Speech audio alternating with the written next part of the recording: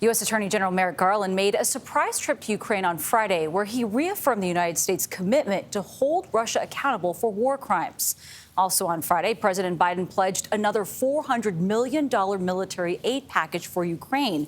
And it can't arrive soon enough as Russia tightens its grip on the eastern city of Bakhmut in one of the bloodiest battles of the war yet. Imtiaz Tyab reports now from Dnipro.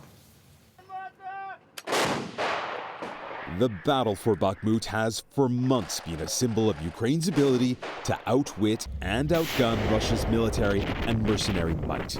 But it looks increasingly likely the besieged city is at its last stand, with the final remaining residents in the area now leaving. I had an apartment and worked all my life to buy it, he says, but it doesn't exist anymore. If Russian forces are able to capture Bakhmut, it would be the first major victory for Moscow in over half a year. Tens of thousands of Russian soldiers are understood to have been killed trying to secure it, and Ukrainian military leaders also concede defending the city has resulted in huge losses. Losses they don't want to see elsewhere.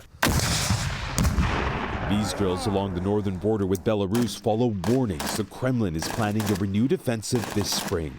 This maze of trenches was built after Russian forces crossed over here from Belarus as part of their failed push towards Kyiv last February. If Russian forces move over this border, are you ready for them? Yes, this commander says, and we've prepared a lot of presents for them, he says with a wry smile. In the Ukrainian towns and villages along the border with Belarus, memories here are still fresh from the temporary occupation by Russian troops, which withdrew last April after the Kremlin switched its focus to Ukraine's eastern provinces. But for Bashlova Tatiana, it's a constant fear. Are you worried the Russians will come back? Of course we're worried, she says. We hear explosions and don't know what it is. We're so scared. So far, there's no sign of a major Russian mobilization on the northern front. But as the situation continues to deteriorate in the east, Ukrainian forces aren't taking any chances. For CBS Saturday Morning, Imtiaz Tyab, Dnipro, Ukraine.